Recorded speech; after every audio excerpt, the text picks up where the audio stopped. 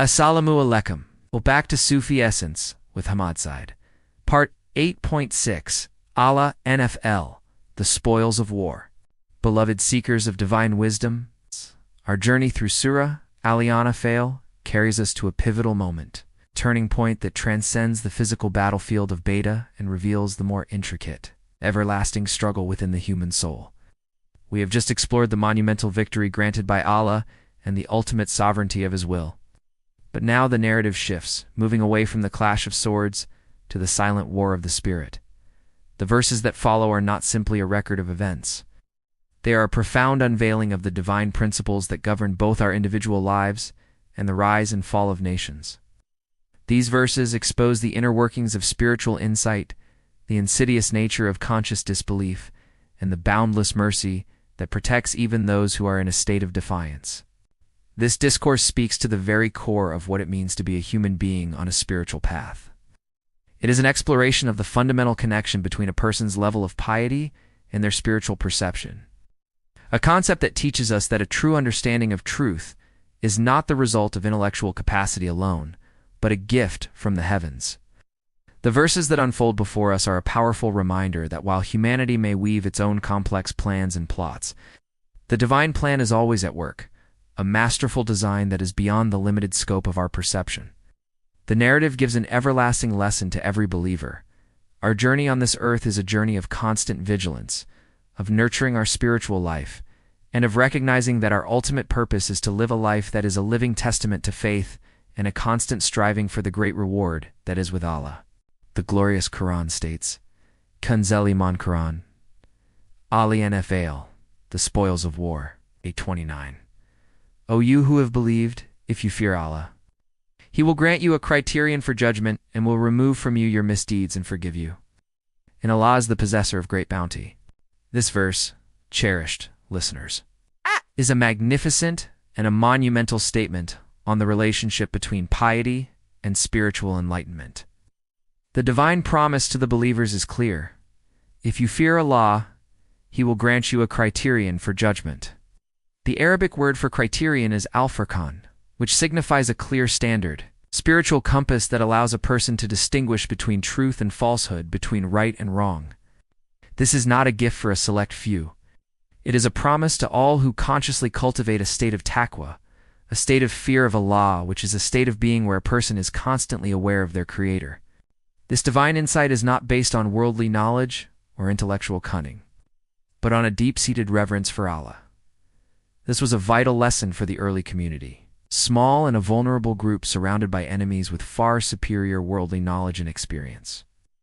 They were being told that their piety, their consciousness of Allah, was their most powerful weapon, a weapon that would grant them a clear understanding of the right path, even in the most confusing of circumstances. Imagine the atmosphere in the fledgling Muslim community in Medina. They were a mix of the Muhajirin, the immigrants from Mecca, and the Ansar, the helpers from Medina. The Muhajirin had left everything behind: their homes, their wealth, their families for the sake of Allah. The Ansar had opened their hearts and their homes to them. This was a community built on a foundation of sacrifice and faith.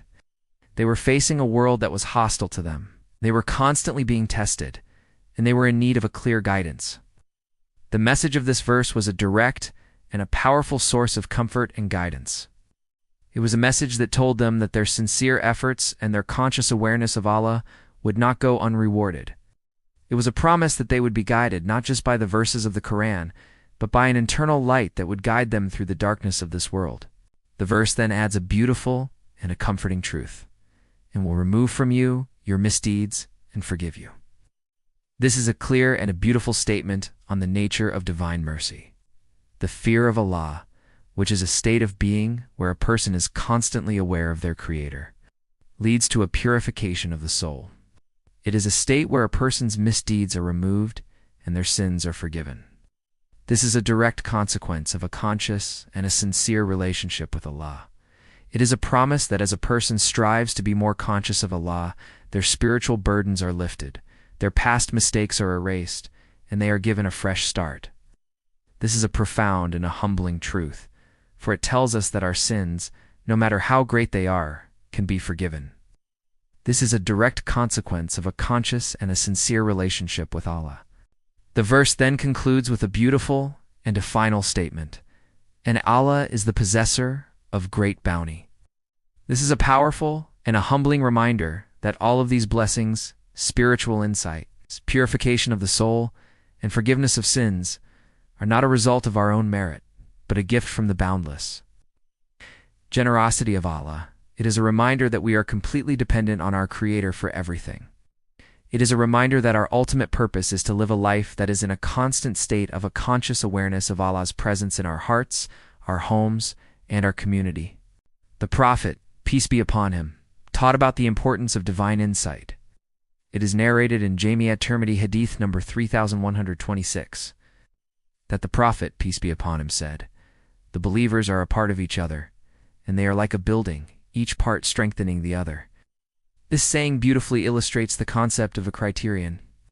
A person who has a criterion is able to discern between truth and falsehood, and this helps to strengthen the entire community. It is a powerful and a timeless reminder that our spiritual journey is not a solitary journey, but a collective journey towards Allah. Kanzul Iman, Quran, Al-Anfal. The Spoils of War, 830. And remember, O Prophet, peace be upon him, when those who disbelieved planned against you to confine you, or kill you, or expel you, but they planned, and Allah planned. And Allah is the best of planners. This verse, dear listeners, takes us back to a momentous time in the life of the Prophet, peace be upon him, in the early community. The verse begins with a clear and a sobering statement. When those who disbelieved planned against you to confine you, or kill you, or expel you. This was not a general conspiracy, but a very specific and a sinister plot that took place in Mecca just before the Prophet's migration to Medina. The leaders of the tribes, the most powerful and influential men in Mecca, had gathered in a place known as Dar al-Nadwa, a house where they would hold their important meetings. This was a private and a secluded place where they would make their most important decisions. The atmosphere inside this house was one of great fear and frustration. The Prophet's message was gaining popularity, and they were losing their power and their influence. They were in a state of great distress, for they were unable to stop the spread of Islam. They decided to take a drastic step. Some suggested imprisoning him, others suggested expelling him. But the most radical and a dangerous suggestion came from a man named Abu Jahl, who suggested that they should all send a young man from each tribe to strike the Prophet with their swords at the same time. This was a cunning and a dangerous plan, and it was a direct attack on the Prophet's life. The reason for this particular plan was to ensure that his blood would be on the hands of all the tribes, and his family would be unable to seek revenge against one tribe. This was a plan born of cunning and a desperation, and it was a plan that was meant to end the Prophet's mission once and for all. They had meticulously planned every detail, and they were confident in their success. They had sealed all the exits from the house, and they were ready to carry out their plan. They were so consumed by their hatred and their arrogance that they were unable to see the divine power that was at work. The verse then adds a chilling and a beautiful truth. But they planned, and Allah planned. And Allah is the best of planners. The disbelievers were plotting in their secluded room, thinking that their plans would succeed. But they were unaware that there was a plan far greater and a far more powerful than their own. The divine plan was in motion, and it was a plan that was beyond the limited scope of their perception. Allah, in his boundless wisdom, foiled their plan and ensured that the Prophet, peace be upon him, was able to leave Mecca safely and to begin his new life in Medina. This was a direct and a humbling reminder that, while humanity may conspire, the ultimate plan is always in the hands of the Creator. This was a powerful and a profound lesson for the believers. It was a lesson that taught them that they should not be afraid of the plans of their enemies, for Allah is the ultimate planner. It was a lesson that taught them that they should have complete reliance on Allah, for He is the one who foils the plans of their enemies. Kanzul Iman, Quran, Al-Anfal, the Spoils of War. 831. And when our verses are recited to them, they say, "We have heard this. If we wished, we could say the same. This is not but tales of the former peoples." This verse, dear listeners, provides a sad and a sobering depiction of the arrogance and the spiritual deafness of the disbelievers. The Quran states, "And when our verses are recited to them, they say, 'We have heard this. If we wished, we could say the same.'" This was a clear and a dismissive response to the divine word. The disbelievers, in their spiritual arrogance, were unable to comprehend the divine nature of the Quran. They were in a state of spiritual blindness, and they were unable to see the truth that was right in front of them. The verse then adds a crucial and a final statement. This is not but tales of the former peoples. This was their ultimate dismissal of the divine word. They were unable to see the everlasting and a universal nature of the Quran, and were only able to see it as a collection of old stories. This was a time of great intellectual and literary prowess in Arabia. The Meccans were masters of poetry and rhetoric, and they were proud of their literary achievements. They were so confident in their abilities that they were unable to see the divine nature of the Quran. They were in a state of profound spiritual arrogance, and they were challenging Allah to send down a punishment upon them. This was a direct and a blatant rejection of the truth, and a clear and a sign of their spiritual bankruptcy. Kanzul Iman, Quran, OL, the spoils of war, 8:32. And remember when they said, "O Allah, if this is the truth from you, then send down upon us a shower of stones from the sky, or bring upon us a painful punishment." This verse, beloved seekers, provides a chilling and a shocking depiction of the audacity of the disbelievers. The Quran states, "And remember when they said, 'O Allah, if this is the truth from you, then send down upon us a shower of stones from the sky, or bring upon us a painful punishment.'" This was their ultimate challenge to the divine. They were in a state of profound spiritual arrogance, and they were challenging Allah to send down a punishment upon them. This was a direct and a blatant rejection of the truth, and a clear and a sign of their spiritual bankruptcy. This was a time when the disbelievers were in a state of great distress and fear. They were unable to stop the spread of Islam, and they were in a state of spiritual negligence. The people of Mecca were not just challenging the Prophet, peace be upon him, they were challenging the divine. They were so confident in their disbelief that they were willing to face a painful punishment from Allah. This was a state of great spiritual arrogance, and it was a clear and a sign of their spiritual bankruptcy. This was a time when the disbelievers were in a state of great distress and fear. They were unable to stop the spread of Islam, and they were in a state of spiritual negligence. Kanzul Iman, Quran, Al-Anfal, the spoils of war, 8:33. But Allah would not punish them while you, O Muhammad, peace be upon him, are among them. Okay, and Allah would not punish them while they seek forgiveness. This verse, cherished listeners, provides a beautiful and a comforting depiction of the boundless mercy of Allah. The Quran states, "But Allah would not punish them while you, O Muhammad, peace be upon him, are among them." This is a beautiful and a timeless truth. The Prophet, peace be upon him, was a mercy to all of humanity, and his presence was a shield that protected the disbelievers from a direct and a painful punishment from Allah. The disbelievers were in a state of great spiritual negligence, but the presence of the Prophet, peace be upon him, was a source of mercy that prevented a direct and a painful punishment from Allah. The disbelievers were in a state of profound spiritual negligence, but the presence of the Prophet, peace be upon him, was a source of mercy that prevented a direct and a painful punishment from Allah.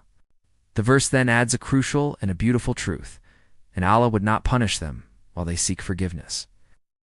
This is a beautiful and a timeless reminder that Allah, in his boundless mercy, is always ready to forgive those who seek his forgiveness. Even in the midst of their defiance, a small number of people were seeking forgiveness, and that was a source of mercy that prevented a direct punishment. This verse also brings to light the idea that divine punishment is not a random act of a vengeful God. It is a consequence of a person's conscious rejection of the truth. But Allah, in his infinite mercy, has provided a way out. The presence of the Prophet, peace be upon him, was a source of mercy that prevented a direct and a painful punishment from Allah. This was a time when the disbelievers were in a state of great distress and fear. They were unable to stop the spread of Islam, and they were in a state of spiritual negligence.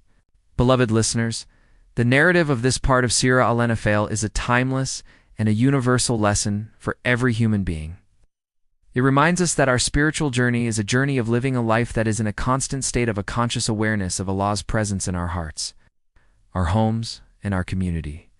It teaches us that our ultimate salvation is in living a life that is in a constant state of obedience, integrity, and a complete reliance upon our Creator. It is in this that we find our ultimate peace and our ultimate success. O Allah, who is the most compassionate and the most merciful, we ask you to make us among those who have a criterion for judgment, and to purify our hearts from the spiritual diseases of spiritual arrogance and of spiritual deafness. We ask you to make us among those who seek your forgiveness, and to protect us from your punishment. We ask you to grant us the strength to live a life that is in a constant state of obedience to you and your messenger. O Allah, make us of those who are among the successful in this world and the hereafter. May Allah illuminate your heart and mind with the light of this divine knowledge. May He make your channel a beacon of guidance for all who seek spiritual clarity and truth. May your efforts be a source of immense reward, and may you be granted the highest stations of paradise. May the peace and blessings of Allah always be upon you and your loved ones.